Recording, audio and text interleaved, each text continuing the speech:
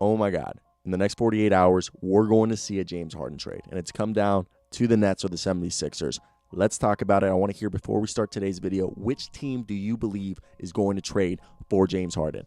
And let's talk about it. I want to first say if there is a third team in this trade, it's the Denver Nuggets. I'm calling that right now.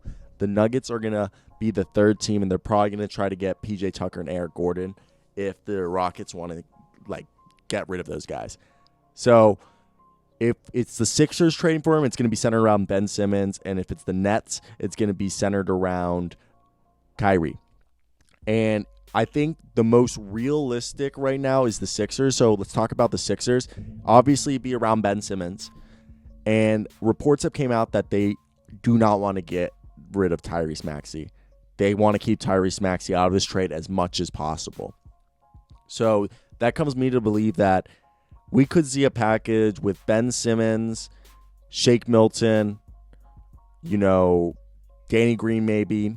But they did just trade for Danny Green, and he has a bigger contract, but they do need that money could help with Ben Simmons, $30 million, and James Harden making about $40 million. So Danny Green could stay, but another guy's Terrence Ferguson, Matthias Thybulle. I could see a deal around Ben Simmons, Matthias Thybulle, Shake Milton, Terrence Ferguson, and maybe they throw in Paul Reed or Vince Poirier or one of those guys and some picks. I could see that. That could be a really good haul.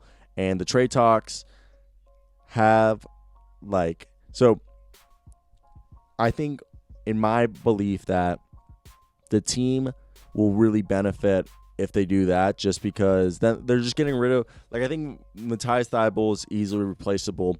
I think Terrence Ferguson's can be replaced.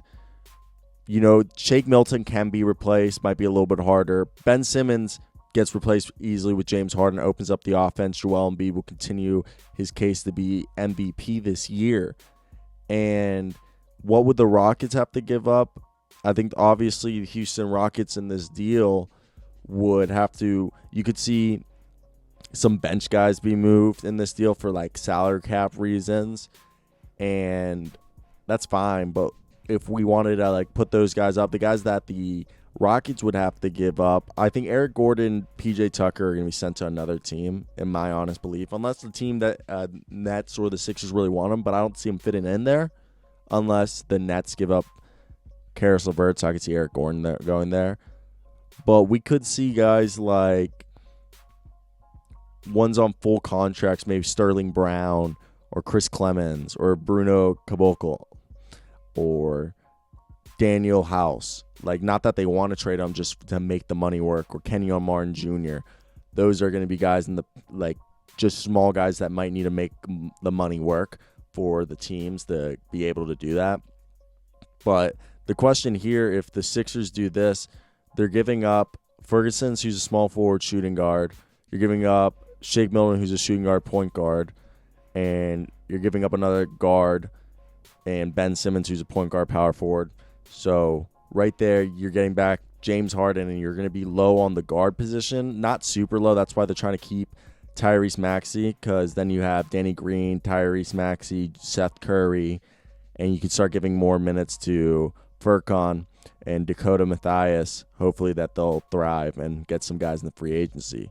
Now, if we go over to the Nets, who are interesting enough, I think it's obviously going to be centered around Kyrie Irving, and Kyrie's got $31 million due. So you could see, if they send Karis LeVert there, you could see Eric Gordon coming back, but they would also have to make that work with money-wise. So do we see DeAndre Jordan in this deal? Because either way, they could do a deal straight up Kyrie Irving, DeAndre Jordan, some picks, maybe throw in Shamet if they really want to swing the pot for them.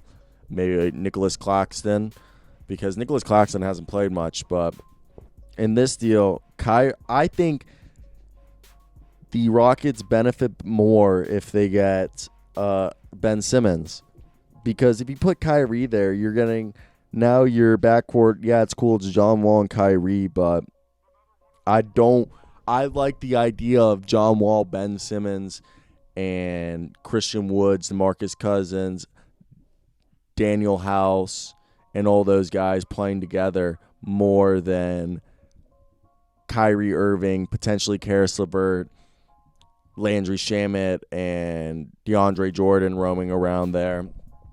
Because I don't know, I feel like you're getting more value and younger players who could help you in the long run than with Kyrie and the Nets. I think the Nets have an older roster. The players that they're going to be able to trade are older. So if you're trying to go for longevity, it's definitely not the road you're trying to go down. But, obviously that's just my take. I want to hear down below, what do you guys think of this deal? Like, I think it's pretty freaking interesting, but that's just really my take on this. I want to hear down below what your guys' opinions, but this is really it for me, guys. I hope you guys do have a great day. As I know I will. I think the Sixers are going to take him.